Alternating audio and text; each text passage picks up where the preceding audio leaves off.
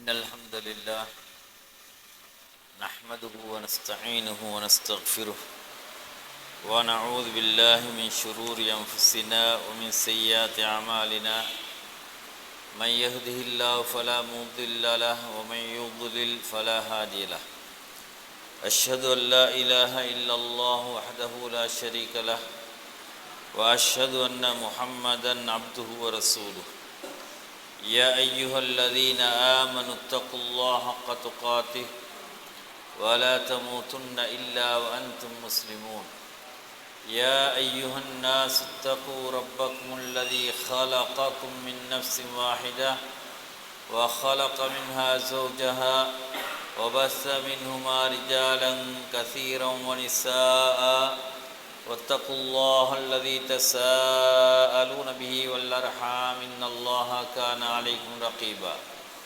يا أيها الذين آمنوا اتقوا الله وقولوا قولا سديدا يصلح لكم أعمالكم ويغفر لكم ذنوبكم ومن يطع الله ورسوله فقد فاز فوزا عظيما أما بعد فإن أصدق الحديث كتاب الله وخير الهدي هدي نبينا محمد صلى الله عليه وسلم وشر الأمور محدثاتها وكل محدثة بدعة وكل بدعة ضلالة اللهم صل على محمد وعلى آل محمد كما صليت على إبراهيم وعلى آل إبراهيم إنك حميد مجيد وبارك على محمد وعلى آل محمد كما باركت على إبراهيم وعلى آل إبراهيم إنك حميد مجيد அன்புக்குரிய இஸ்லாமிய சகோதரிகளே தாய்மார்களே, அஸ்ஸலாமு அலைக்கும் வரஹ்மத்துல்லாஹி வபரகாத்து. இன்றைய இந்த அமர்விலே வட்டியும் அதன் நவீன வடிவங்களும் என்ற ஒரு தலைப்பு தரப்பட்டிருக்கின்றது. நாமெல்லாம் அறிந்த ஒரு அம்சம்தான் வட்டி அல்லாஹு தஆலாவால் ஹராமாக்கப்பட்ட ஒரு வியாபார நடவடிக்கை என்பதை நாம் எல்லாம் அறிந்திருக்கிறோம். ஜாஹிலியா கால மக்கள் வியாபாரம் எப்படி ஹலாலோ அதே போன்று வட்டியையும் அவர்களுக்கு ஹலாலாக்கி கொண்டார்கள். அது மட்டுமல்ல, வட்டியை பற்றி அவர்கள் சொல்லக்கூடிய நேரத்திலே வட்டியை அடிப்படையாக வைத்து இன்னமல் பைஉ மிஸ்லு ரிபா, வியாபாரம் வட்டியை போன்றுதான் என்று சொன்னார்கள். எனவே வட்டியும் வியாபாரமும் உண்டு. ஒரு பொருளை எடுத்து ஒருவர் விற்பனை செய்யும் போது எடுக்கக்கூடிய லாபமும் ஒருவர் பணத்தை கொடுத்து பணத்தை எடுக்கக்கூடிய நேரத்தில் எடுக்கக்கூடிய லாபமும் இரண்டும் உண்டு என்று சொன்னார்கள். ஆனால் அல்லாஹு தஆலா அல் குர்ஆனில் திட்ட தெளிவாக சொல்லிவிட்டான், வஅஹல்லல்லாஹுல் பைஅ வஹர்ரமர் ரிபா. அல்லாஹு தஆலா வியாபாரத்தை ஹலாலாக்கி வட்டியை ஹராமாக்கி இருக்கிறான். எனவே ஒரு பொருளை நாங்கள் பணம் கொடுத்து வாங்கி அதனை விற்பனை செய்யும் போது அந்த பொருளிலே ஒரு லாபத்தை ஈட்டி நாங்கள் விற்பனை செய்வது வியாபாரம் என்று சொல்கிறோம். ஆனால் வெறுமனே ஒரு பணத்தை கொடுத்து அந்த பணத்தை எடுக்கக்கூடிய நேரத்திலே கடனாக கொடுத்து அதனை எடுக்கக்கூடிய நேரத்திலே நாங்கள் அதிகமாக பெறுவதை நாங்கள் வட்டி என்று சொல்கிறோம். எனவே வட்டி என்று வரக்கூடிய நேரத்திலே அதனுடைய வடிவங்கள் பல வகையான வடிவங்கள் இருக்கின்றன. எந்த வடிவங்களாக இருந்தாலும் அது ஜாஹிலியா காலத்திலே இருந்த முறைகளாக இருக்கலாம், இன்று அறிமுகமாக இருக்கக்கூடிய முறைகளாக இருக்கலாம். வட்டி என்று வந்துவிட்டால் ஒரு கடனை வைத்து அதிகரிக்க நாங்கள் ஒரு கடனை வைத்து அதிகமான தொகையை ஈட்டிக்கொள்வது என்ற ஒரு அடிப்படையிலே அது அமையும் என்றால் அதை நாங்கள் வட்டி என்று சொல்கிறோம். அதனை அல்லாஹு தஆலா ஹராமாக்கி இருக்கிறார். அல்லாஹ்வுக்கு சுப்ஹானஹு தஆலா ஏனைய சில விடயங்களை ஹராமாக்கியது போன்றல்லாது இந்த வட்டியை கடுமையாக ஹராமாக்கி இருக்கிறார். இந்த வட்டியை யார் அவர்களுடைய வாழ்க்கையிலே அவர்களுடைய கொடுக்கல் வாங்கலிலே செய்கின்றார்களோ அவர்கள் அல்லாஹோடு யுத்தம் செய்வதற்கு அவர்கள் தயாராகட்டும் என்ற எச்சரிக்கையை அல்லாஹு தஆலா விடுத்திருக்கிறார். எனவே ஏனைய பாவங்களைப் போலல்லாது மிகப்பெரிய கொடிய பாவமாக இனங்காணப்பட்ட பாவங்களிலே ஒன்றாக இந்த வட்டி இருக்கின்றது. ஜாஹிலியா கால மக்கள் இந்த வட்டி கொடுக்கல் வாங்கலிலே நிறைய ஈடுபட்டார்கள். வட்டியை பன்மடங்காக்கி அவர்கள் சாப்பிட்டு கொண்டிருந்தார்கள். இதனையெல்லாம் அல்லாஹ்வுக்கு சுப்ஹானஹு தஆலா கண்டித்து அல் குர்ஆனிலே பல வசனங்களை இறக்கியிருக்கிறார். இந்த உலகத்திலே யாரெல்லாம் வட்டியை சாப்பிடுகிறார்களோ வட்டி கொடுக்கல் வாங்கலோடு சம்பந்தப்படுகிறார்களோ அவர்கள் நாளைய மறுமையிலே ஷைத்தான் பிடித்து, அதாவது ஷைத்தானின் மூலமாக தீங்குகள் ஏற்பட்டு ஒரு பைத்தியம் பிடித்தவனை போன்று ஒருவன் திணறுவது போல தடுமாறுவது போல அப்படியான ஒரு நிலையிலே தான் நாளைய மறுமையிலே எழுப்பப்படுவான் என்று அல்லாஹ்வுக்கு சுப்ஹானஹு தஆலா சூரத்துல் பக்ராவிலே சொல்லி காட்டுகின்றார். எனவே இன்று சமூகத்திலே வட்டி என்பது சில வேளை தெரிந்தும் இன்னும் பல வேளைகளில் தெரியாமலும் இன்று மக்கள் வட்டியை எடுத்து கொண்டிருக்கிறார்கள், கொடுத்து கொண்டிருக்கிறார்கள், வட்டியை சாப்பிட்டு கொண்டிருக்கிறார்கள். ஆனால் அவர்கள் இது ஹலால், இது அனுமதிக்கப்பட்டது என்று நினைக்கிறார்கள். பார்த்தால் அதை தேடி பார்த்தால் அது வட்டியோடு சம்பந்தப்பட்ட விடயமாக இருப்பதை நாங்கள் பார்க்கக்கூடியதாக இருக்கின்றோம்.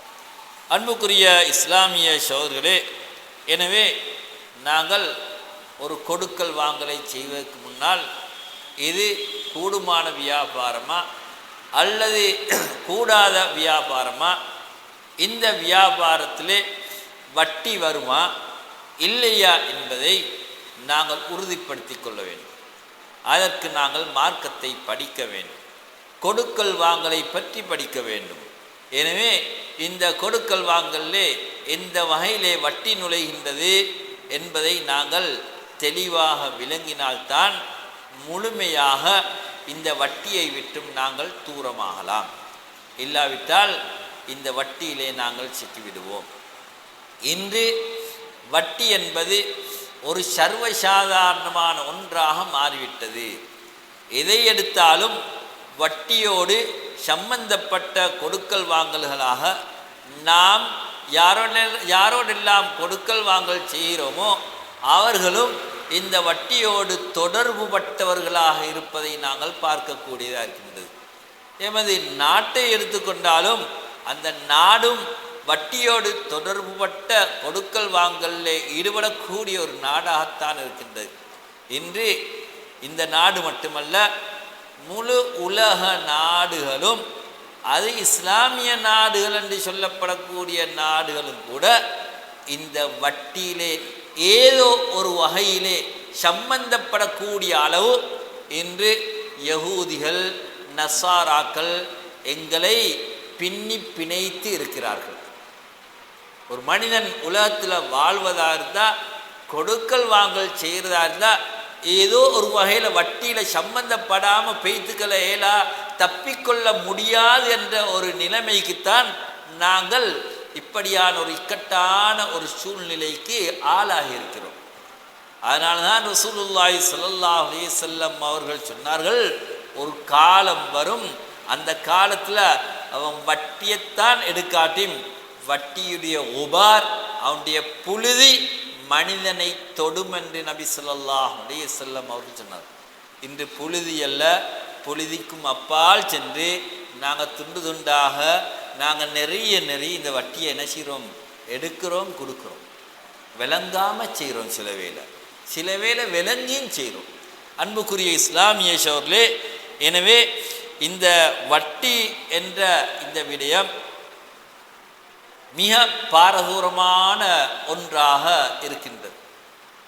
இன்று வங்கி முறைகள் எல்லாம் வட்டியோடு தொடர்பட்ட ஒரு முறையாக காணப்படுவதை நாங்கள் பார்க்கின்றோம். இந்த வங்கிகளோடெல்லாம் நாம் தொடர்புபட்டவர்களாகத்தான் இருக்கிறோம். இக்கட்டு என்று சொல்கிறோம், தேவை என்று சொல்கிறோம் என்ற அடிப்படையிலே இந்த வட்டி கொடுக்கல் வாங்கலோடு தொடர்புபட்ட வங்கிகளோடு நாங்கள் தொடர்பு வைத்திருக்கிறோம். தொடர்பு வைக்க தேவை என்று சொல்லுகிறோம். அந்த அடிப்படையிலே நாங்கள் ஏதோ ஒரு வகையில் இந்த வட்டியோடு சம்பந்தப்படக்கூடியவர்களாக இருக்கிறோம் என்பதை நாங்கள் விளைவிக்கிறோம். எனவே ஒரு மனிதன் அவனுடைய தீனுக்கு, அவனுடைய மார்க்கத்துக்கு மிக பாதுகாப்பான ஒரு முறை என்றால் இந்த நிறுவனங்களோடு, இந்த வங்கிகளோடு தொடர்பு படாமல் இருப்பது. என்றாலும் தொடர்பு படாமல் வாழ்வது என்பது மிக பொறுப்பான, மிக கஷ்டமான ஒரு சூழ்நிலையிலே நாங்கள் வாழ்ந்து கொண்டிருக்கிறோம். அன்புக்குரிய இஸ்லாமிய சகோதரர்களே, அது மட்டுமல்ல, இன்று மனிதனுக்கு சொத்துக்களை சேகரிக்கணும் என்ற ஆசை மேலாக வந்ததுனால, பணங்களை நிறைய குவிக்கணும் என்ற ஆசை வந்ததுனால, கோடிகளை பிரட்ட வேண்டும் என்ற மனோ இச்சை மனிதனிலே நிறைந்ததின் காரணமாக மனிதன் சொகுசு வாழ்க்கை வாழ வேண்டும் என்று விரும்புகின்றபடியால் இன்று மனிதன் அது ஹராம் என்று சொல்லப்பட்ட நேரத்திலும் அதனை கணக்கெடுக்காமல் இந்த வட்டியோடு ஏதோ ஒரு வகையிலே தொடர்பு படக்கூடியவனாக இருப்பதை நாங்கள் பார்க்கக்கூடியதாக இருக்கிறோம். அன்புக்குரிய இஸ்லாமிய சகோதரர்களே, ஜாயிலியா காலத்தில் இருந்த வட்டி முறை என்ன என்று கேட்டால், அந்த காலத்தில் என்ன செய்வாங்கண்டா, கடன் கொடுப்பாங்க. கடன் கொடுத்து போட்டு அந்த டேட் வந்ததுக்கு பின்னால் அந்த கடன் எடுத்தவற்றை பேய்த்து என்ன சொல்லுவாங்கடா, இம்மா அன் தக்திய வ இம்மா அன் துர்பிய. ஒன்றோ நீங்கள் கடனை நிறைவேற்றுங்க, கடனை தந்துருங்க, அப்படி இல்லாட்டி நீங்கள் வட்டி தரணும்னு சொல்லுவாங்க. அவங்க விரும்புவாங்க அந்த கடனை உடனடியாக தராமல் வட்டி தர வேண்டுமென்று தான் விரும்புவாங்க. எனவே இந்த ஒரு முறை தான் அன்று காணப்பட்டது. அதே முறை தான் இன்று கிரெடிட் கார்டுகள் மூலமாக எங்களுக்கு வரக்கூடிய முறை. இந்த கிரெடிட் கார்டுகளை தந்து அதன் மூலமாக பொருட்களை நாங்கள் பர்ச்சேஸ் பண்ணினதுக்கு பின்னால் அவனுடைய டேட் வந்தது பிறகு ஒரு மாதமோ அல்லது 40 நாளோ 45 நாளோ வந்ததுக்கு பின்னால் அவன் ஒரு கடிதம் அனுப்புகிறான், நீங்கள் இவ்வளவு கெட்டைக்கு மினிமம் இவ்வளவு கட்டினா போதும். அவன் அதைத்தான் விரும்புகிறான். 40,000 கெட்டைக்குன்னா நீங்கள் என்ன 2,000 கட்டினா போதும் ஆகும் குறைஞ்சது. மற்றதை நீங்கள் ரிவால்விங் சிஸ்டம், நீங்கள் மாதம் என்ன செய்யலாம், கட்டலாம், வட்டியோடு சேர்த்து கட்டலாம். அதுதான் எங்களுக்கு முதலாவது ஆப்ஷனாக தரான்.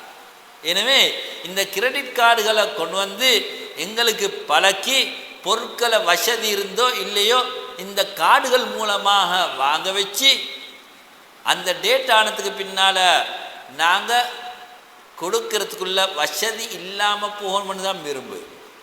அப்படி போனால் தான் அவங்களுக்கு வட்டி கிடைக்கும், அவங்களுக்கு நயம் கிடைக்கும். அதனால் அவன் கடிதம் பண்ணும் போடுவான், என்ன நீங்கள் இவ்வளவு கட்டினா போதும், மற்றதை என்ன செய்யலாம், வட்டியோடு சேர்த்து கட்டலாம்ன்ட்டு எங்களுக்கு அறிவித்தல் தார். அன்புக்குரிய இஸ்லாமிய சோர்களே, எனவே இன்று அந்த ஜாயிலியா காலத்தில் இருந்த அந்த வட்டி முறை இன்றும் ஒரு நவீன ஒரு புதிய ஒரு முறையில் இன்று நடைபெற்று கொண்டிருப்பதை நாங்கள் பார்க்கிறோம். அன்புக்குரிய இஸ்லாமிய சகோதரர்களே, எனவே இந்த கிரெடிட் கார்டுகளை நாங்கள் பாவிச்சு போட்டு இந்த டேட்டுக்கு நாங்கள் முழுமையான பணத்தையும் கெட்டாமல் விடுவோம் என்றால் அதில் வட்டி வரும் என்பதில் எந்த சந்தேகம் கிடையாது. ஆனால் அவருக்கு அந்த டேட்டில் கெட்ட முடியுமாக இருந்தென்றால் அவர் கிரெடிட் கார்டுகளை பாவிக்கலாமா என்பதில் உலமாக்கள் பல கருத்துக்களை சொல்லியிருக்கிறார். என்றாலும் அவர் அதை தவிர்த்து கொள்வதுதான் நல்லது.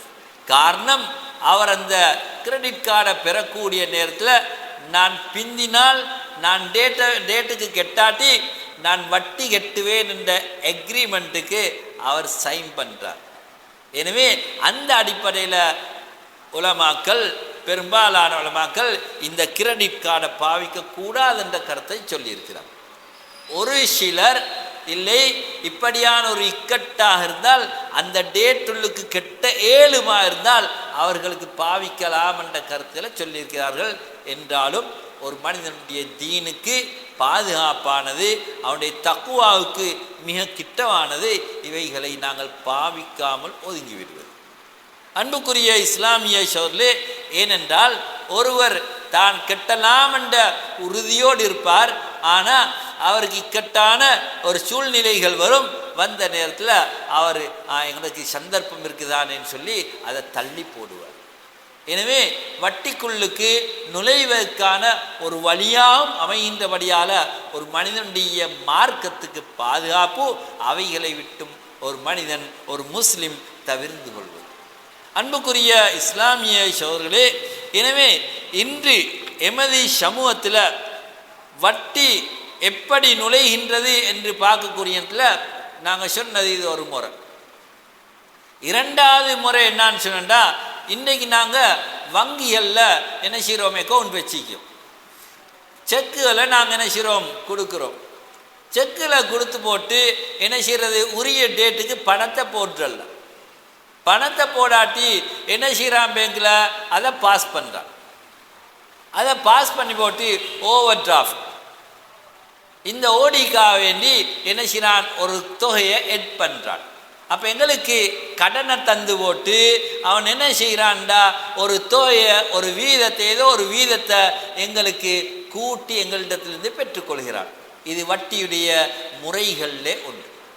எனவே நாங்கள் செக்குகளை கொடுத்தா, செக்குகளை கொடுத்தா அந்த குறிப்பிட்ட டேட்டுக்கு நாங்கள் பணத்தை போடணும். பணத்தை போடாமல் வச்சோம்டா ஒன்றோ அந்த செக் ரிட்டர்ன் ஆகிரும், அப்படி இல்லை அந்த செக் பாஸ் ஆகும், அங்கே ஓடி வைத்திரும்.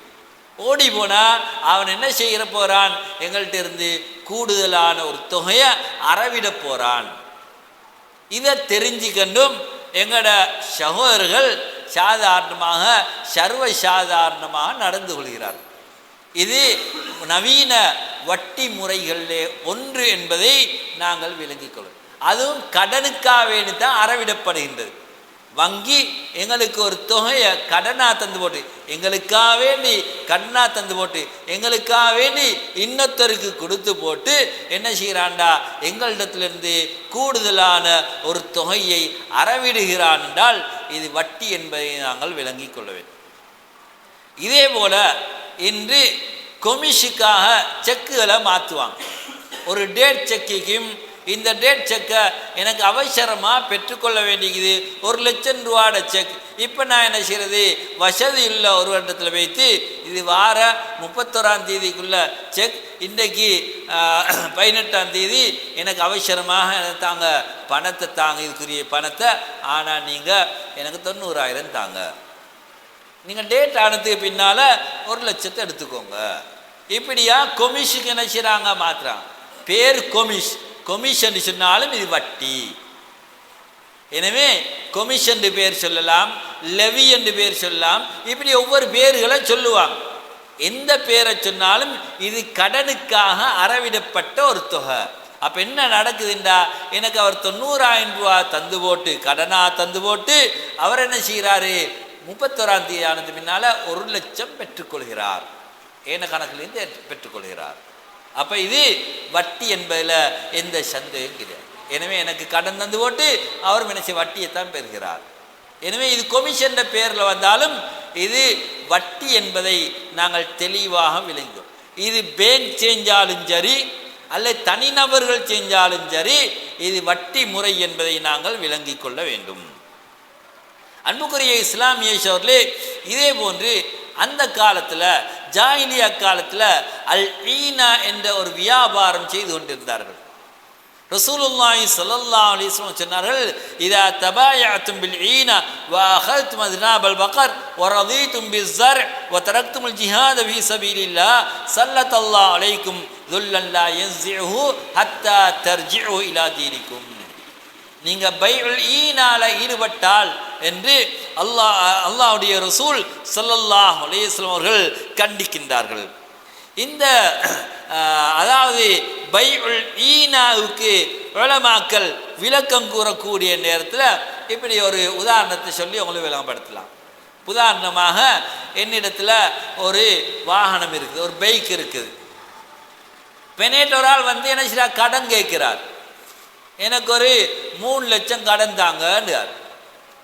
அப்போ நான் சொல்கிற கடன் தரையில் நாங்கள் வியாபாரம்னு பண்ணுவோம், எப்படி வியாபாரம்? நாங்கள் ஏண்ட பைக்கை உங்களுக்கு 3,60,000 விற்பனை செய்கிறேன். நீங்கள் சல்லி இப்போ தரத்தை இல்லை, மாதம் 30,000 தாங்க. மாதம் 30,000 தந்து ஒரு வருஷத்தில் முடிச்சிருங்க. அப்போ இவர் பைக்கை என்ன செய்வார், நேற்று எடுப்பார், 3,60,000 ஒப்பந்தத்தை போடுவார். ஒரு சதமும் கொடுக்கல, அவர் பைக் எடுத்து பைத்தார். இப்போ நான் அடுத்த நாள் அல்ல 2 நாள் விட்டு அவர்கிட்ட போய்த்து என்ன சொல்கிறேன்னா, உங்களோட பைக்கை நான் கேஷ் தந்து எடுக்க போகிறேன். கேஷுக்கு எவ்வளவு தர? 3 லட்சம் தரவான்னு கேட்குறேன். அப்போ 3 லட்சம் தாரேன், எனக்கு உங்களோட பைக்கை தாங்கன்னு மறுபடியும் என்ன செய்வாங்க. இப்போ என்ன செய்வார், 3 லட்சத்தை கொடுத்து பைக்கை மறுபடியும் எடுத்துன்னு வந்துடுவார். இப்போ பைக் இந்த இடத்துக்கே வந்துடும். அப்போ இந்த பைக்கை வைக்கிறதெல்லாம் நோக்கம் வந்து வட்டிக்கு கடன் பெறுவது. இது ஹீலத், அதாவது தந்திரத்தை பாவிச்சு, ஹீலத்தை பாவிச்சு, ஹிக்மத்தை பாவிச்சு என்ன செய்யறது, கடன் எடுக்கிற முறை. அப்போ என்ன நடந்துட்டு, இவர் 3 லட்சத்தை பெற்றுக்கொண்டார். இப்போ ஒரு வருஷத்துக்கு 3,60,000 கட்ட இருக்கிறார். இது வட்டி. எனவே இதைத்தான் பைஉல் ஈனா என்று அந்த காலத்தில் வியாபாரம் பண்ணினான். இன்றும் பைஉல் ஈனா போல நிறைய வியாபாரம் நடக்குது. இதுக்கு இஸ்லாமிய போர்வைகள் போட்டிக்காங்க. அதுக்கு முஷாரக்கான்னுவாங்க, முராபான்னுவாங்க, அப்படின்வாங்க, இப்படின்வாங்க, அரபெழுத்தில் ஈக்கும் பேர். ஆனால் அதுவும் இதுதான், பைஉல் ஈனா தான் நடக்குது. இதே வேலை தான் இன்று என்ன செய்யுது, பைஉல் ஈனான்னு பேர் சொல்லாட்டி நடந்து கொண்டீங்க. உதாரணத்துக்கு நீங்கள் வைத்து ஒரு நிறுவனத்தில், இஸ்லாமிய நிறுவனம்னு சொல்லுவோமே, அந்த நிறுவனத்தில் வைத்து என்ன செய்கிறது, கடன் கேட்குறேன், 5 லட்சம் தாங்க. அப்படி நாங்கள் கடன் கொடுக்குறல்ல, நாங்கள் பிஸ்னஸ் என்ன பண்ணுவோம், உங்கள்கிட்ட வீடு இருக்குதா, உங்கள்கிட்ட வாகனங்கள் இருக்குதா, அதை கொண்டு வாங்க, புஸ்தகத்தை கொண்டு வாங்க. இப்போ நாங்கள் என்ன செய்ய போகிறோம், உங்கள்கிட்ட இருந்து இந்த வாகனத்தை வாங்க போகிறோம். இந்த வாகனத்தை என்ன செய்ய போகிறோம், வாங்க போகிறோம்.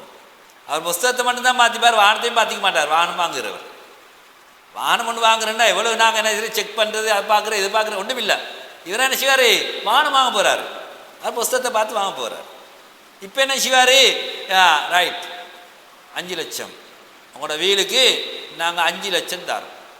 அப்போ 5 லட்சத்துக்கு நாங்கள் வாங்குகிறோம். இப்போ பேங்க் என்ன செஞ்சாங்க, இஸ்லாமிய நிறுவனம் வாங்கிச்சு.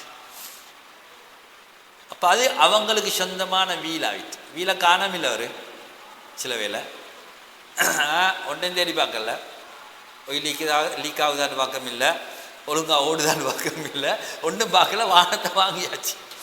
ரைட். இப்போ நாங்கள் என்ன செய்ய போகிறோம், எங்கட வாகனம் இது, உங்களுக்கு கூலிக்கு தரப்போகிறோம், ரெண்ட் அவுட் பண்ணுங்கண்ணா 4 வருஷத்துக்கு. நீங்கள் எங்களுக்கு 15,000 ரூபா மேனி இன்ஸ்டால்மெண்ட் படி நீங்கள் 48 4 வருஷத்துக்கு என்ன செய்யுங்க, கட்டுங்க. 4 வருஷத்துக்கு என்ன செய்யுங்க, எங்களுக்கு கூலி தரணும். இப்போ வாகனம் யார்ட வங்கிட. இப்போ நான் என்ன செஞ்சு கூலிக்கிறது ஒரே நிமிஷத்தில் அல்ல ஒரே நாளையில் என்ன செஞ்ச மாதிரி விற்று கூலிக்கும் எடுத்தாச்சு. இப்போ கூலிக்கு எடுத்து நான் என்ன செய்கிறது ஓடல. இப்போ மாதம் மாதம் என்ன செய்கிறது எவ்வளோ கட்டியா 15,000 கட்டு. ரைட், 4 வருஷத்துக்கு எவ்வளோ ஆகிட்டு 7,20,000 ஆகிட்டு. ரைட், இப்போ கிடைச்ச எனக்கு 5 லட்சம். இப்போ 7,20,000 என்ன செஞ்சாச்சு கட்டி முடிச்சாச்சு. கட்டி முடிச்சது பிறகு ரைட் எக்ரிமெண்ட் முடிச்சு. இப்போ எங்களுக்கு மறுபடியும் என்ன தாங்க எங்களுக்கு எங்களோட வாகனத்தை தாங்கன்னு அந்த வங்கி சொல்லு. எங்களோட வாகனத்தை மறுபடி தாங்கன்னு. ரைட், மறுபடி என்ன செய்வார் வாகனத்தை கொடுக்குறோம் புஸ்தகத்தை கொடுக்குறோம் எப்படி ஒன்று நடக்கும். அது பிறகு என்ன செய்வாங்க ரைட் இப்போ காலம் முடிஞ்சு நாங்கள் உங்களுக்கு ஹதியாவாக தரோம். இந்த வீட்டில் என்ன செய்கிறோம் உங்களுக்கு ஹதியாவாக கிஃப்டாக தரப்போகிறோம். அல்ல ஒரு சின்ன கணக்குன்னு வச்சு 30,000க்கு 50,000க்கு என்ன செய்கிறோம் அது கடைசி வாரிக்கையாக்கும். அதை என்ன செய்கிறது 50,000 ரூபாய்க்கு என்ன செஞ்சோம் உங்களுக்கு விற்றுட்டோம் அப்படின்னு சொல்லி வியாபாரத்தை முடிச்சிருச்சு. இப்போ அவங்களோட நோக்கம் நிறைவேற்றி இவரோட நோக்கம் நிறைவேற்றிட்டு என்ன நோக்கம் அவங்களோட நிறைவேற்றி 5 லட்சத்தை கொடுத்து அவர் 7,20,000 சம்பாதிச்சிட்டார். இவருக்கு டைமுக்கு என்ன செய்ய 5 லட்சம் தேவையான டைமுக்கு 5 லட்சம் கிடைச்சிட்டு விஷயமாயிட்டு. ஆனால் இது என்ன பைஉல் ஈனா அந்த காலத்தில் நடந்தே பையுல் ஈனா அதே பையுல் ஈனா தான் இது நடக்குது. பேர் சொல்லுவாங்க அது முராபான்னுவாங்க முஷாரக்கானுவாங்க எந்தெந்தாலும் பேரை சொல்லுவாங்க. எனவே அன்புக்குரிய இஸ்லாமிய ஈஸ்வரிலே ஒரு வாகனத்தை நான் விற்று போட்டு உடனே நான் கூலிக்க எடுக்க அப்படி ஒன்று உலகத்தில் நடக்கா. நான் ஒரு பைக்கை விற்கிறேன் அல்ல ஏதோ ஒன்றை விற்கிறேன் விற்று போட்டு உடனே கூலிக்க இருக்கா. அப்படி இக்கட்டான கட்டங்கள் வரையிலும் சில கட்டங்கள் இது எந்த நாளும் என்ன செய்யறது இவர் அப்படி வாங்கினோடனே கூலி கொடுக்குறது. இப்படியாக இன்று வியாபார ஒப்பந்தங்கள் செய்கிறான். அன்புக்குரிய இஸ்லாமிய சொல்லி இதுக்கு இஸ்லாமிய முலாம் பூஷணத்துக்கு இஸ்லாமிய சாயம் பூஷணத்துக்கு அதுக்கு அரபு பேரை வச்சதுனால அது இஸ்லாமாக முடியாது. இது வட்டி முறை என்பதை விளங்கும். ஏன் உண்மையான முறையும் நீக்குது, உண்மையாகவே வாங்கி கூலிக்கு கொடுக்குற முறையும் நீக்குது. அது சும்மா தந்திரம் இல்லாத முறையில் எதேச்சியாக ரைட் நான் வாங்கினேன் அது ஒரு அடுத்தான் வந்து கேட்குறாரு எனக்கு தேவையாகி வீட்டில் கல்யாணமிக்கு அதுக்கு இதுக்கு எனக்கு ஒரு மாதத்துக்கு என்ன செய்யுங்க கூலிக்கு தாங்க. கூலிக்கு தந்து போட்டு என்ன செய்யணும் அவங்களுக்கு அது மாதத்துக்குள்ளத்தை மட்டுமே என்ன செய்கிறேன் தந்து மறுபடியும் உங்களுக்கு தந்துடுதுன்னு அது கேட்கலாம். அது நடக்கும், அது தேவையில்லாம. இது என்ன செய்கிறது நோக்கமே என்ன செய்கிறது அங்கே வாகனத்தை விற்கிற நோக்கம் அல்ல, வாகனத்தை வச்சு சல்லி எடுக்கிறதா நோக்கம். எனவே இப்படியான ஹிக்மத்துகளில் தந்திரங்களை பாவித்து நிறைய வியாபார முறைகள் நடக்குது. எனவே நான் சொல்ல வரல இஸ்லாமிய நிறுவனங்கள் என்று சொல்லக்கூடியவங்க அவங்க எல்லாமே செய்வதெல்லாம் ஹராம்னு சொல்ல வரமில்லை. ஆனால் அவங்க செய்யக்கூடிய முறைகளில் சிலது தந்திரமாக இருக்குது என்பது எங்களுக்கு விளங்கக்கூடியதாக. எனவே அன்புக்குரிய இஸ்லாமிய சகோதரர்களே இது வட்டி முறையெல்லாம் வரப்போகுது. பேருக்கு அது அப்படி இப்படின்னு பேர் சொல்லிக்கணும். அன்புக்குரிய இஸ்லாமிய சகோதரர்களே அதே போல் இன்றைக்கு என்ன செய்வாங்கன்னா முஷாரக்கா என்ற அடிப்படையில் வாகனங்களை வாங்குவாங்க.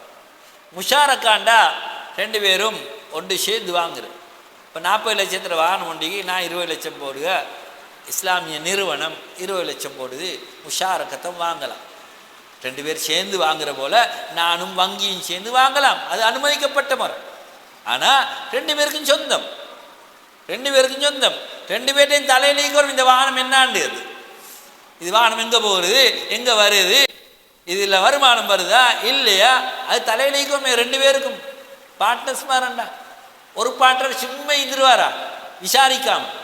ஆனால் இவங்க பார்ட்னர் தான், ஆனால் அவர் விசாரித்ததும் இல்லை கண்டதும் இல்லை கேட்டதும் இல்லை வாகனத்தை கண்டதும் இல்லை என்ன நடக்குதுன்னு தெரியா. ஆனால் மாதம் மாதம் என்ன செய்யுது முஷாரக்காக்கு சல்லி போடு. இப்படியான முறையில் ஒரு முறையில் வியாபாரங்களை செஞ்சுக்க நிற்கிறோம். முஷாரக்கான்னு சொல்லுவோம். முஷாரக்காய்க்கு தான் கூட்டாக வாங்கி போட்டு நான் படிப்படியாக அவர்கிட்ட பங்கு வாங்கலாம். நான் 2 பேரும் சேர்ந்து வாங்குகிறேன், வாங்கினது பிறகு நான் என்ன செய்கிறது மாதம் மாதம் சல்லியை கொடுத்து அவருக்கு உள்ள ப்ராஃபிட்டையும் கொடுத்து நான் என்ன செய்கிறது அவர்கிட்ட பாவிச்சதுக்காக வேண்டி நான் என்ன செய்யலாம் வாங்கலாம், படிப்படியாக வாங்கலாம். இதுக்கு டிமினிஷி முஷாரக்கான்னு சொல்கிறாங்க. அது உண்மையான முறையில் நடக்கலாம். ஆனால் இன்றைக்கு பொய்யான முறையில் தான் நடக்குது, பேருக்கு நடக்குது. பேப்பரில் நடக்குது இல்லை. ஆனால் ஒரு முஷாரக்காம் இல்லைங்க. ரெண்டு பேரும் கூட்டா வாங்கம் இல்லை. இவர் தான் வாகனத்தை பார்த்து, இவர் தான் கேட்டது, இவர் தான் என்ன செய்யறது, எல்லா லைபிலிட்டியும் எல்லா பொறுப்பும் இவருக்கு தான் வருது. அவங்களுக்கு ஒரு இது பொறுப்பும் இல்லை. எனவே முஷாரக்கத்தன் வாங்குற நொண்டிக்குது. ஆனால் அந்த முறையில் அது நடக்கும். நமக்கு இஸ்லாமிய சோர்களே, இன்று இப்படியான அரபு பேர்களை வச்சு நிறைய ஏமாத்துகள் அல்லது தந்திரங்கள் நடப்பதை நாங்கள் பார்க்கணும். நீங்கள் என்ன முஷாரக்கா பண்ணுறீங்க, எப்படி வியாபாரம் பண்ணுறீங்கன்னு அவங்கள்ட்ட கேட்டால் அவங்களுக்கே தெளிவில்லை. இல்லை எங்கள்ட ஷரியா போர்டுக்கு அந்த ஷரியா போர்டு அனுமதிச்சிக்கணும். ஷரியா போர்டுக்கு முன்னால் நீ ஒரு கொடுக்கல் வாங்கலை செய்கிறேன்னா நீ அறிஞ்சிக்க, நீ ஒரு ஆஃபீஸராக நீ தெரிஞ்சிக்கோ. அவனுக்கு இஸ்லாமிய தெரியா, ஆனால் அவர் முஷாரக்கா பண்ணுற இஸ்லாமிக் முஷாரக்கா இப்படி பேர்களை சொல்லிக்கன்னு செஞ்சுட்டு. எனவே இவைகளை ஷரியா செய்யலாம், நான் செய்ய இயலான்னு சொல்லல. ஆனால் உரிய முறையில் செய்யணும், அது தெரிஞ்சு செய்யணும், ஒழுங்கான முறையில் நடக்கும். அப்படி இல்லாமல் இன்றைக்கு இஸ்லாமிய நிறுவனங்களுக்கு இப்படி சும்மா வெறுமனே ஒரு லைசனை கொடுத்தபடியால் அவங்க நினச்ச மாதிரி செஞ்சுட்டு போகிறாங்க. அன்புக்குரிய இஸ்லாமிய சகோதரர்களே, எனவே இந்த வியாபார முறைகளை ரசூலுல்லாஹி ஸல்லல்லாஹு அலைஹி வஸல்லம் தடுத்திக்காங்க. இன்றைக்கி நாங்கள் ஒரு ஏஜெண்ட்டுக்கு போய்த்து அல்ல ஒரு சேலுக்கு போய்த்து ஒரு வாகனம் வாங்குகிறோம். நாங்கள் வாகனம் வாங்குறதுக்கு அவன் செக் எழுதுவானண்டா இது வட்டி, பெரும்பாலும் வட்டிக்கு தான் எழுதுவான். இப்போ நான் ஒரு 20 லட்சத்துக்கு ஒரு வாகனம் வாங்குகிறேன், ஒரு சேலுக்கு போய்த்து வாங்க செல்ல என்ன செய்யறான், செக்காக கொடுக்குறான் ஃபினான்ஸ் கம்பெனி. ஃபினான்ஸ் கம்பெனி தான் செக்காக கொடுக்குறான். ஃபினான்ஸ் கம்பெனி செக்காக கொடுத்தா நான் ஃபினான்ஸ் கம்பெனிக்கு என்ன செய்ய 20 லட்சம் எல்லாம் கட்டுக. நான் கட்டுறேன்னா 25 லட்சம் 30 லட்சம் கட்டுவேன், கட்டி முடிப்பேன் 4 வருஷத்தில் 5 வருஷத்தில். இது வட்டி. அப்போ ஃபினான்ஸ் முறை கூடாதுன்னு ஏன்னு சொல்கிறோம்? அவங்க கடனை தந்து போட்டு என்ன செய்கிறாங்க, எங்கள்கிட்ட கூடுதலாக ஆரம்பிடுதான். இதை இஸ்லாமிய முறையில் செய்யலாம். எப்படி செய்கிறேன்டா, அந்த வாகனத்தை அவங்க முதலாக வாங்கணும், அவங்களோட பொசஷனுக்கு இருக்கும், அவங்க வாங்கணும். இந்த 20 லட்சத்து வாகனத்தை அவங்க காசு கொடுத்து வாங்கட்டும். இப்போ அது அவங்களோட பொருள், அந்த நிறுவனத்துடைய பொருள், அந்த வங்கியுடைய பொருள். இப்போ இந்த வாகனத்தை எனக்கு விற்கலாம். எனவே எக்ரிமெண்ட் நானும் அந்த வங்கி. அப்போ வங்கி ஆரம்பத்தில் அதை வாங்கணும். வாங்கி நான் நேரடியாக அவங்களோட என்ன செய்யணும், கணக்கு வழக்கு வச்சுக்கணும்.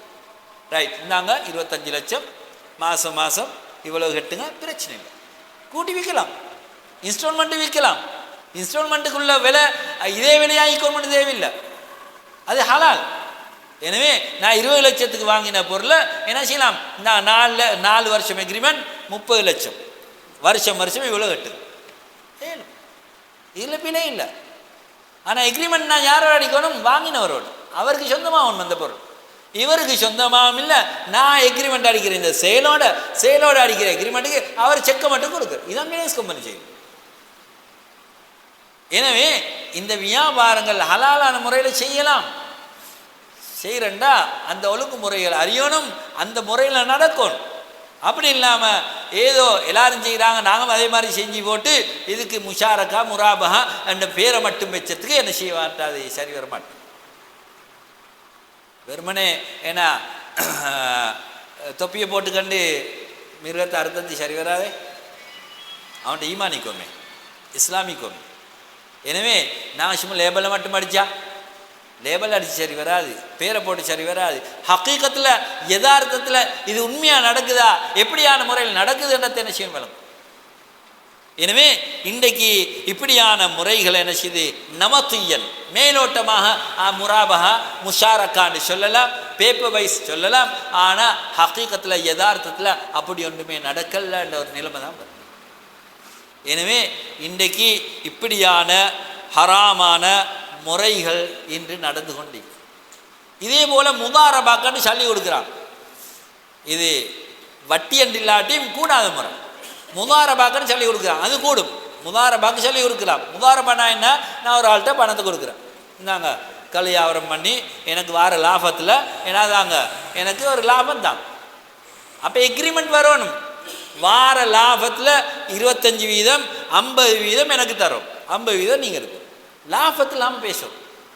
முதல்ல கொடுத்து போட்டு முதல்ல 1% 2% சொல்லலாம், இந்தாங்க 2 லட்சம் பிடிச்சிக்கோங்க, எனக்கு 2 வீதம் தாங்க. 2 வீதம் என்றால் 2 லட்சத்துக்கு 2 வீதம். நயம் வந்தோ வரலையோ முதல்ல என்ன செய்யற 2 வீதம். இதுதானே வங்கி செய்யுது, பேங்க் இதுதானே லோன் என்று தந்து போட்டு செய்யுது. இது கூடாது, இது வட்டி. எனவே பணத்தை கொடுக்கலாம், பணத்தை கொடுத்து போட்டு என்ன செய்யறது, இந்தாங்க வியாபாரம் பண்ணுங்க, வியாபாரத்தை ஒழுங்கா பண்ணுங்க, பண்ணி வரக்கூடிய லாபத்தை கணக்கு பாருங்க, வார லாபத்தில் இத்தனை வீதம் தான். இது பிரச்சனை.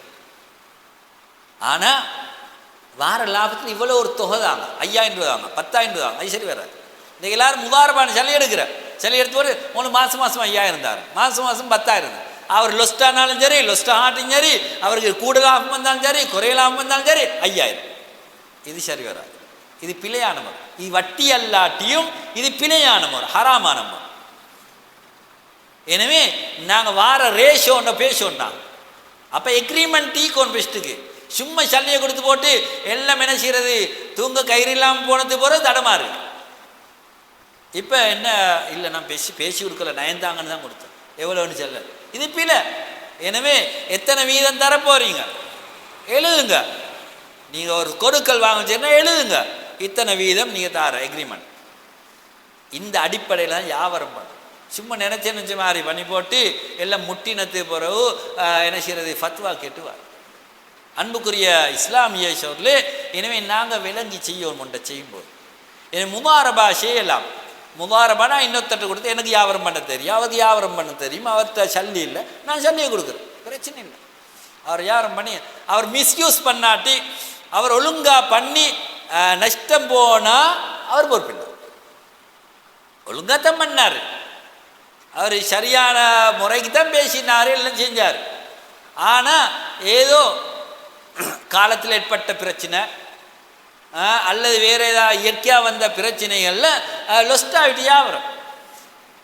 அப்போ அவர் பொறுப்பில்லை, இவர் நஷ்டமடைவார். நான் சல்லியை கொடுத்தேன், என் நஷ்டம், அவரோட முயற்சி நஷ்டம். இல்லை இவர் என்ன செஞ்சார், சல்லி எடுத்து போனார், சல்லி எடுத்து போய்த்து வியாபாரத்துக்கு போகிறவன் என்ன செய்வான், இந்தியா போனால் அல்லது பேங்காக் போனால் 2 நாள் வந்துடுவான், 1 நாள் வந்துடுவான், அடுத்த வில்லேட்டுக்கு ஏறி வரும். இவர் என்ன செய்கிறார், நல்லா ஜொலி கொண்டாடினார், அங்கே போய்த்து நல்லா என்ன ரூம் எல்லாம் புக் பண்ணி என்ன செஞ்சார், இருந்தார், ஈந்து போட்டு என்ன செஞ்சுட்டு வியாபாரம் லொஸ்ட் ஆகிட்டு, வியாபாரம் லொஸ்ட் ஆகிட்டு. இதை ஏற்றுக்கொள்ளலாம். அவர் நஷ்டத்தை பொறுப்பெடுக்கணும், அவர் அந்த நஷ்டத்தை பொறுப்பெடுக்கணும். இவர் மிஸ்யூஸ் பண்ணிக்கார். எனவே அவர் நம்பிக்கையான முறையில் நடந்தா, நம்பிக்கையான முறையில் நடந்தது போகிறோம், நஷ்டம் போனால் அவர் பொறுப்பெடுக்க தேவையில்லை. இல்லை அவர் நம்பிக்கை இல்லாத முறையில் நடந்தா அவர் பொறுப்பெடுக்கணும். இதைத்தான் நாங்கள் நயத்திலேயும் நஷ்டத்திலேயும் பொறுப்பெடுக்கணும், அதை சரியாக விளங்கிக்கணும். எனவே அன்புக்குரிய இஸ்லாமிய சொல்லே, எனவே இந்த வியாபார முறைகளை நாங்கள் சரியான முறையில் விளங்குவோம். அப்படி விளங்காமல் நாங்கள் செய்வதனால நாங்கள் நிறைய சந்தர்ப்பங்களில் இந்த வட்டியில் நுழைந்து விடுகிறோம். எங்களுக்கு இன்றைக்கி லைட் பில் வருது, தண்ணி பில் வருது, நாங்கள் டைமுக்கு கட்டுகள்ல. இப்போ தண்ணி டைமுக்கு கெட்டாமிக்கிறதுக்கு இன்னும் கொஞ்சம் ஒரு காரணமாயிட்டு எல்லாம் மெயின் ஃபோனுக்கு தான் என்ன செய்ய பில் வருது. அந்த பில் தாள் இருந்ததுன்னா அது அதை பில் கட்டணுமேனு யாபம் வருது. இது வெறுமனேனா ஃபோனில் வந்தோடனே ஒரு நாளை யாபமிக்க, அடுத்த நாளைக்கு என்ன இல்லை, யாபம் இல்லை. அவன் டேட் பாஸ் ஆன உடனே அவன் லெவி ஒன்று போடுவான். எந்த அது லெவி, அது வட்டி, தாமத கட்டணம். தாமதிச்சதுக்காக வேண்டி இந்த டேட்டில் நீங்கள் கெட்டாபடியால் இத்தனை வீதம் உங்களுக்கு ஒரு இன்ட்ரெஸ்ட் கூடாது. இனி கெட்டித்தான் ஆகணும், இல்லாட்டி லைட்டை வெட்டிட்டு வச்சுருவான். அப்போ நான் இதுக்கு யார் குத்துவாளி, நான் தான் குத்துவாளி. நான் என்ன செய்ய பொறுப்பு இல்லாமல் நடந்தேன். அவன் ஷரத்து போடிக்காம அந்த ஷரத்துக்கு நாங்கள் இணங்கிக்கேன்னு கேள்வி வரும். இது இக்கட்டு, அந்த ஷரத்துக்கு நான் இணங்கி. கிரெடிட் கார்டு பாவிக்கிறது இவ்வளோ இக்கட்டானு எனக்கு தெரியும். ஆனால் லைட் பாவிக்கிறது, தண்ணி பாவிக்கிறது நான் இக்கட்டு பாவிக்கத்தான் ஒன்று, அரசாங்கத்தால் எடுக்கத்தான் ஒன்று. இனி அவனுடைய எக்ரிமெண்ட்டுக்கு அவன் நாங்கள் சைன் காட்டி அவன் எங்களுக்கு என்ன செய்ய மாட்டான், லைன் தரமாட்டான், அது இக்கட்டு. அப்போ நான் இக்கட்டான நிலையில் இப்படி ஒரு நிபந்தனைக்கு உள்ளானாலும் சரி, நாங்கள் டைமுக்கு செஞ்சிடும். நாங்கள் டயலாகில் சில வேலை இது இந்த ஷரத்து நிற்கும், அவனோட ஷரத்து எல்லாமே நான் சின்ன எழுத்துலாம் நிற்கும், தாள் கணக்கில் நிற்கும். நாங்கள் சைனை பண்ணி கொடுத்துருவார். யார் வாசித்தேன் டயலாக்காரன், யார் இந்த எக்ரிமெண்ட் அடிக்கிறதில்ல, இதெல்லாம் வாசிக்கலை. எல்லாம் எக்ரி பண்ணி போட்டு வந்திப்போம்னா. எனவே அதில் வட்டியுடைய ஷரத்துகளும் இது இக்கட்டான கட்டமான வளர்ச்சியில் அது பிரச்சனை. ஆனால் நாங்கள் தெரிஞ்சுக்கணும் இந்த டேட்டுகளை பிற்படுத்துவோம்னு சொன்னால் நாங்கள் வட்டியில் மாட்டிடுவோம். எனவே இப்படியாக நிறைய வழிகளில் இன்று வட்டி எங்களோட கலந்து கொண்டிருக்கின்றது என்பதை நாங்கள் விளங்கக்கூடியதாக. அன்புக்குரிய இஸ்லாமிய சகோதரர்களே, எனவே இந்த வட்டி என்பது மிக பாரதூரமான ஒன்று. ஆனால் இந்த வட்டியோடு கலந்து நாங்கள் அதனோட சகவாசம் வச்சு கொண்டபடியால் எங்களுக்கு வட்டி கணக்கில் போய் இன்றைக்கி சில ஆக்கள் என்ன செய்வாங்க, இக்கட்டுன்னு சொல்லி கடன் எடுப்பாங்க. அவங்களோட தங்கங்களை கொண்டு வைத்து என்ன செய்வாங்க, ஆஃபர்னங்களை பேங்கில் வைப்பாங்க. பேங்கில் வச்சு என்ன செய்வாங்க, கடன் எடுப்பாங்க. மோர்கேஜ் பண்ணி கடன் எடுப்பாங்க. கடன் எடுத்து போட்டு என்ன செய்வாங்க, கடைசி வட்டியை கட்டுவாங்க. கடைசிக்கு அதை கெட்ட மேலாமல் அது அறுதியாகி போகிற நிலைமைகள் நிறைய இருக்குது. எனவே எங்களோட பெண்கள் மட்டுமல்ல, ஆண்கள் எல்லாரும் தான் என்ன செய்கிறாங்க, சல்லி தேவைண்டா யார்கிட்ட கேட்க, எங்களை ஒத்தங்க தரமாட்டான், பேங்க் தான் தரும். இந்த இக்கட்டுக்கு நான் வேறு என்ன செய்ய, எனவே நான் இக்கட்டுக்கு என்ன செஞ்சேன், இப்படி வட்டி எடுத்தேன்னு சொல்லி சொல்லுவாங்க.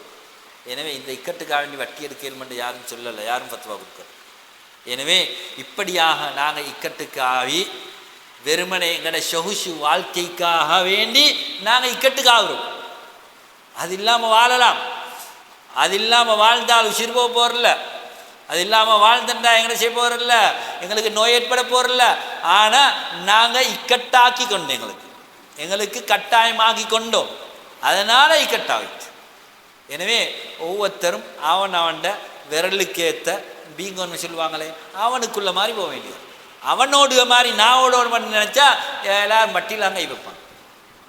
அது அவனுக்கு அல்லாஹ் கொடுத்தது, இது எனக்கு தந்தது, எனக்குள்ள மாதிரி நான் போகணும். ஒவ்வொருத்தரின் தாக்கத்துக்குள்ள மாதிரி ஒவ்வொருத்தரும் வாழ பழகி கொண்டாங்கண்டா இப்படியான வட்டிகளில் என்ன செய்ய தேவையில்லை, நுழைய தேவையில்லை. எனவே அல்லாஹ்வுக்கு சுப்ஹானஹு வ தஆலா இப்படியான பாவங்களை விட்டும் எங்களை பாதுகாக்கணும். இப்படியான இக்கட்டான கட்டங்களை விட்டும் அல்லாஹ் தஆலா பாதுகாக்கும். உண்மையாக கடன் என்ற மிச்சம் பொறுப்பு. இந்த கடன் யாரும் லேசாக கேட்டு தாரல, கேட்டால் தரமாட்டாங்க. கடன் எடுத்தவன் டைமு கொடுக்குறல்ல, அதே பிரச்சனை. கடன் கொடுக்குறொத்தன் இருந்தாலும் அவன் ஒருக்க கொடுப்பான், 2 மணி கொடுப்பான். ஆனால் டைமுக்கு என்ன செய்யறல்ல, கடனை திருப்பி கொடுக்குறல்ல. அதனால் கடன் கொடுக்குறவன் மீக்கிறவன் என்ன செய்ய, கடன் கொடுக்குறல். இதுதான் பிரச்சனை இன்றைக்கு. எனவே இந்த கடன் என்பது கடன் இல்லாமல் வாழ இயலாது. ஆனால் கடன் என்று சொல்லிக்கிறேன் நாங்கள் வட்டியில் மாட்டிட்டோம்டா அல்லாஹ் பாதுகாக்கும், நாளைய மறுமையில் பெரிய தண்டனைக்குரியது.